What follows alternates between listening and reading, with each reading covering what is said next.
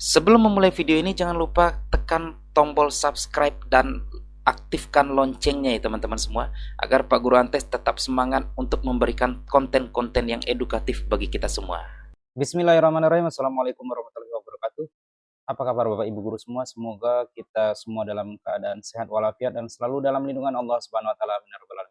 Pada video kali ini kita akan memberikan template modul ajar ya Bapak Ibu, kurikulum merdeka.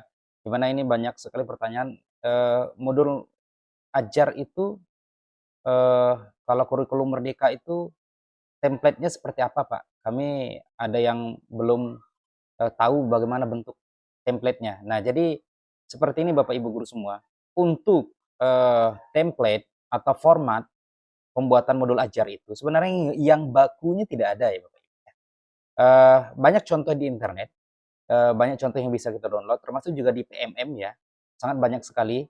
Jadi kalau saya Bapak Ibu Guru, saya membuat sendiri formatnya atau template-nya ini yang mudah untuk saya buat seperti itu. Nah, bagaimana saya membuat template-nya? Di sini Bapak Ibu Guru, sebelum saya lanjutkan, jadi untuk template ini itu adalah template yang saya buat sendiri, dan kemudian memang template ini semua komponen kurikulum merdeka itu termuat di dalam template ini atau di modul ajar yang kita buat seperti itu Bapak Ibu Guru ya.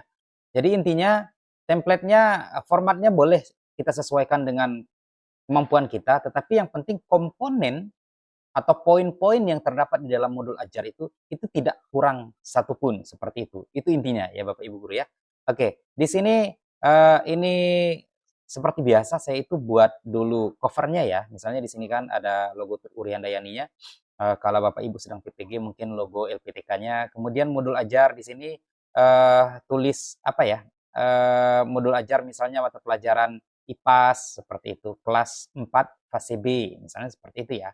Kemudian di sini oleh ya, oleh siapa yang membuat berarti kita. Kemudian di sini kan karena saya buatnya untuk pendidikan profesi guru tertentu, jadi silakan disesuaikan saja ya Bapak Ibu Guru. Kalau memang sedang tidak melaksanakan PPG bisa dibuat di sini misalnya Dinas Pendidikan dan Kebudayaan Kabupaten seperti itu ya.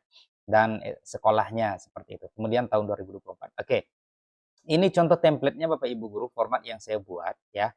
Nah, ini di bagian awal itu ada informasi umum Bapak Ibu Guru ya.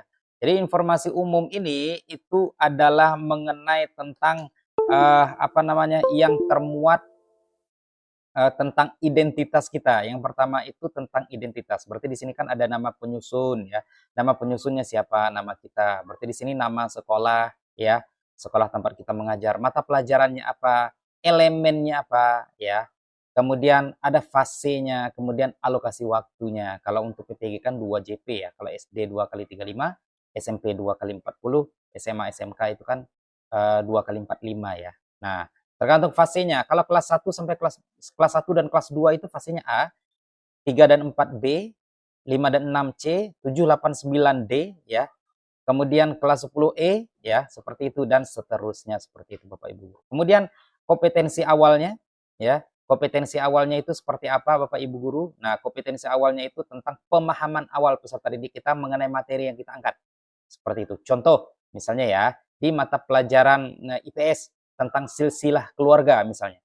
Berarti di situ kompetensi awal yang harus dimiliki peserta didik itu mampu memahami tentang silsilah keluarga yang pernah dia alami dalam kehidupannya seperti itu atau dalam kehidupan mereka masing-masing peserta didik seperti itu. Kemudian profil pelajar Pancasila ini yang dikatakan dengan P5 Bapak Ibu Guru ya. Ini P5-nya. Jadi P5-nya itu apa Pak Guru? P5 itu adalah tentang misalnya gotong royong, bertakwa kepada Tuhan Yang Maha Esa, kemudian mandiri, kreatif. Nah, itu profil pelajar Pancasila ya. Kemudian media, alat dan sumber pembelajaran ya. Kemudian di sini silakan Bapak Ibu buat kalau ada medianya, buatlah medianya misalnya contohnya medianya itu PowerPoint, video pembelajaran. Kalau alatnya apa yang digunakan? Infocus, laptop, ya, dan lain sebagainya. Kalau sumber pembelajaran itu apa? Misalnya kita menggunakan buku acuan, buku siswa, buku guru, ya, kemudian internet dan lain sebagainya. Target peserta didik ini apa? Nah, target peserta didik ini adalah jumlah peserta didik yang ada di kelas kita. Misalnya kelas 1 SD, jumlahnya berapa? Berarti peserta didik reguler kelas 1 yang berjumlah 10 orang misalnya, 10 peserta didik. Nah, kemudian di sini ada model pembelajaran. Model pembelajaran itu apa? Model pembelajaran itu adalah apa namanya? Yang kita letakkan pada kegiatan inti ya Bapak Ibu guru ya, di langkah-langkah pembelajarannya.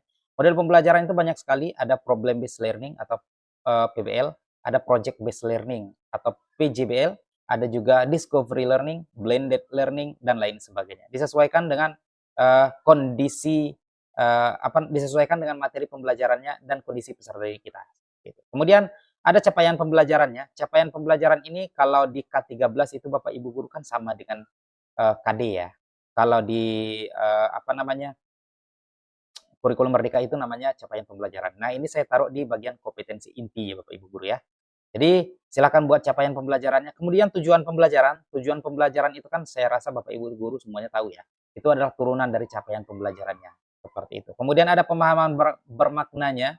Pemahaman bermakna itu berisi tentang apa namanya, bagaimana kita memberikan pemahaman-pemahaman sebelum pembelajaran itu dimulai, seperti tentang materi yang seharusnya kita pelajari dan apa manfaat bagi mereka atau peserta didik kita. Kemudian pertanyaan pemantik sesuai dengan materi, misal contoh ya Bapak Ibu kita tentang silsilah keluarga ya.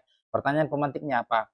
Nah, kamu berapa bersaudara di dalam keluarga kamu? Nah, seperti itu ya. Dan lain sebagainya seperti itu ya. Kemudian ada persiapan pembelajaran. Persiapan pembelajaran itu yang kita siapkan ya, seperti alat ya, apa namanya, mungkin bentuk-bentuk apa yang kita siapkan, modul ajarkah dan lain sebagainya. Kemudian ada kegiatan pembelajarannya. Nah, di sini sudah saya buat ada 3, pendahuluan, inti, dan penutup ya. Saya rasa bagian ini Bapak Ibu guru tahu ya. Kalau kegiatan pendahuluan itu kan kegiatan awal ya, seperti salam, absensi, doa, motivasi, persepsi, dan lain sebagainya. Kalau kegiatan inti tergantung model ya. Misalnya kita gunakan model PBL ya, atau problem based learning. Berarti di kegiatan inti itu sintaknya. PBL itu kan ada 5 sintaknya ya. Yang pertama itu orientasi siswa pada masalah, seperti itu. Kemudian yang kedua itu mengorganisasi peserta didik. Nah, kemudian yang ketiga itu apa namanya, membimbing penyelidikan. Kemudian dan lain sebagainya sampai dengan mengevaluasi seperti itu. Kemudian ada asesmen penilaian. Di bagian asesmen ini Bapak Ibu guru, bagian penutup dulu ya. Nah, setelah inti berarti penutup. Penutup itu Bapak Ibu guru berarti merefleksikan pembelajaran. Nah, cara merefleksinya kayak gimana Bapak Pak Guru? Jadi cara merefleksikannya itu misalnya dengan bertanya, gimana pembelajaran kita hari ini? Apakah menyenangkan dan lain sebagainya seperti itu ya. Kemudian ada asesmen pembelajaran. Asesmen itu ada 3 ya Bapak Ibu guru. Diagnostik ya di awal pembelajaran ya, diagnostik maupun non diagnostik. Diagnostik itu kan di awal pembelajaran. Kemudian ada asesmennya itu formatif, itu di akhir pembelajaran.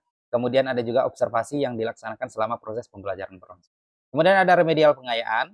Kemudian di sini ada refleksi guru ya Bapak Ibu guru. Di sini saya buatnya seperti ini pakai tabel seperti ini. Misalnya penguasaan materi. Apakah saya sudah memahami cukup materi dan aktivitas pembelajaran ini? Kemudian ada penyampaian materi dan umpan balik. Lalu di sini ada refleksi peserta didik. Ini bisa kita bagikan kepada peserta didik kita setelah proses pembelajaran selesai. Kemudian di sini pastinya ada tanda tangan kepala sekolah dan tanda tangan kita. Nah, kalau saya buatnya seperti ini Bapak Ibu guru, ini menurut saya ini mudah untuk saya implementasikan karena di sini kan sudah jelas komponen-komponen yang terdiri di dalam ini seperti itu. Semoga ini bisa membantu dan nanti ini kami taruh di atau kami letakkan di bagian deskripsi. Silahkan di-download Bapak Ibu guru. Semoga ini bisa membantu ya. Terima kasih dan saya akhiri. Wassalamualaikum warahmatullahi wabarakatuh.